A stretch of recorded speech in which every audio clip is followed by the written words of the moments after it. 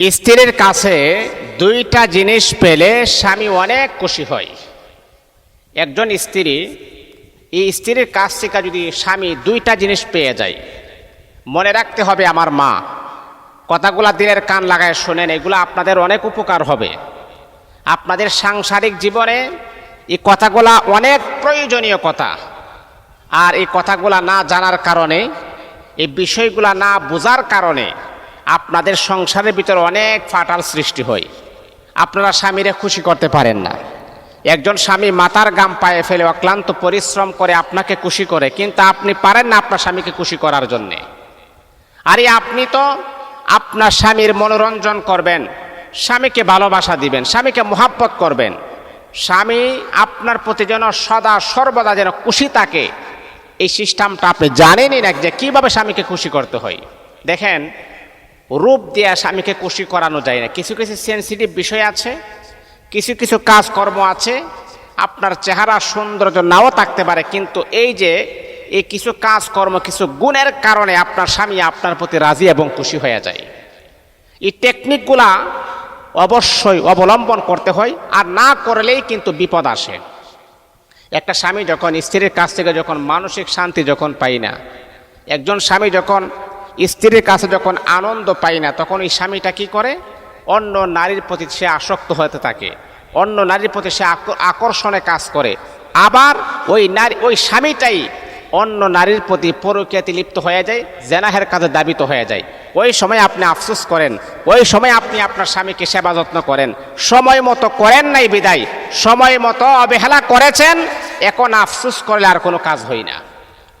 কারণ একজন পুরুষ যখন পরকীয়াতে আসক্ত হয়ে যায়, তাকে ফিরিয়ে আনতে অনেক কঠিন হয়ে যায়।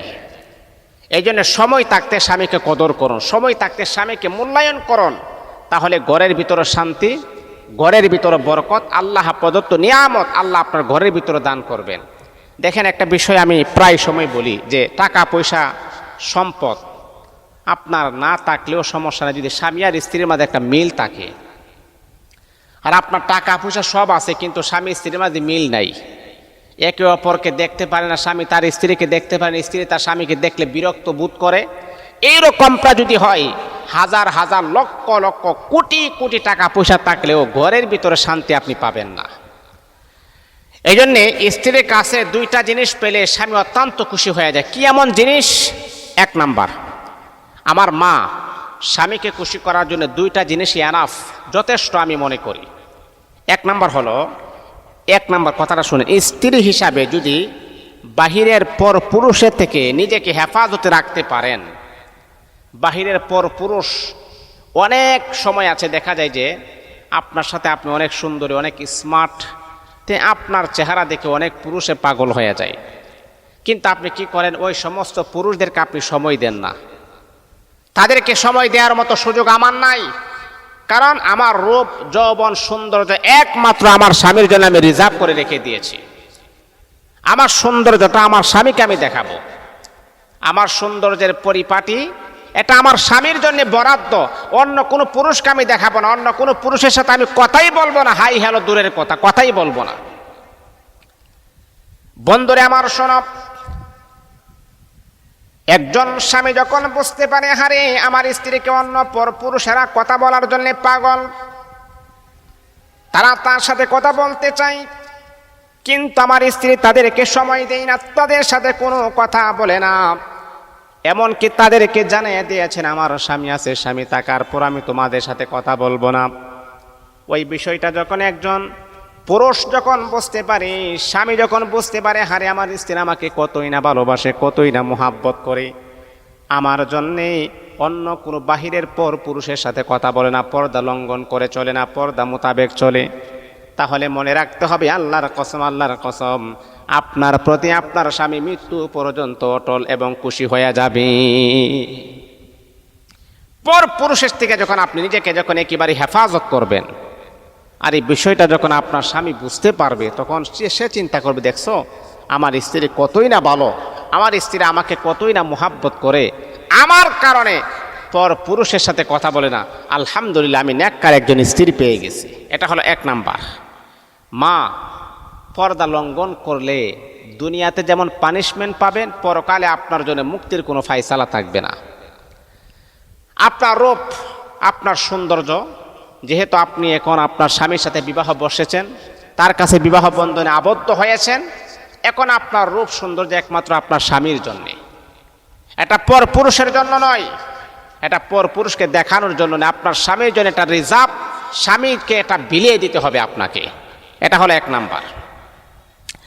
2 নাম্বার হলো স্ত্রী হিসাবে যদি স্বামীর কথা অনুযায়ী পুরো জীবনটা পরিচালিত করতে পারেন, মানে স্ত্রী হিসাবে স্বামী যা বলে তা মানেন, স্বামীর কথা মতে জীবনটা পরিচালনা করেন। স্বামী বলে নামাজ পড়তে হবে, আপনি নামাজ পড়েন। স্বামী বলে এই কাজটা করে, এই কাজটা আপনি করেন, মানে স্বামী যা বলে সেটা আপনি পুঙ্খানুপুঙ্খানুভাবে আপনি আদায় করেন। মনে করেন স্বামী বলেছে এই তোমাকে বাজার সদাই করে দিলাম, ঘর থেকে বের হওয়া যাবে না, তোমাকে 15 দিনের বাজার দিলাম, ঘর থেকে বের হওয়া যাবে না, সব কিছু আছে, ঘরের ভিতরে ওয়াশরুম, ঘরের ভিতরে সব, ঘরের ভিতরে চুলা, মানে বাহির হওয়ার মতো কোনো প্রসেসিং তার প্রয়োজন পড়ে না, তোমাকে ঘরের ভিতরে সব আমি দিলাম, কিন্তু ঘর থেকে বের হওয়া যাবে না আমার পারমিশন ছাড়া। এখন আপনি কি করবেন? আপনিও দেখলেন যে বাজার সদাই এমনভাবে করে দিয়েছে, ঘর থেকে না বের হইলেও 15 দিন আমার কোনো সমস্যা হবে না। এখন আপনার স্বামী বলেছেন ঘর থেকে বের হওয়া যাবে না, আর আপনি যদি আবেদা সালেহা মা ফাতেমা রাদিয়াল্লাহু তাআলা আনহার সাথে যদি আপনি জান্নাতের ভিতরে ঢুকতে চান, তাহলে আপনার ইমানি দায়িত্ব হলো আমার স্বামীর কথাটাকে আমাকে ভালো মতে মানতে হবে।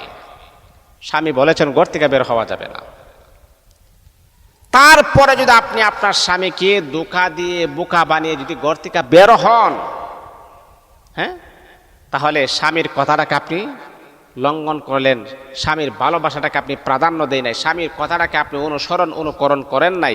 এই স্বামীর কথা না মানার কারণে মা আল্লাহ পাকের আদালতে আপনি গ্রেফতার হয়ে যাবেন, আল্লাহ পাকের আদালতে আপনি আসামি হয়ে যাবেন।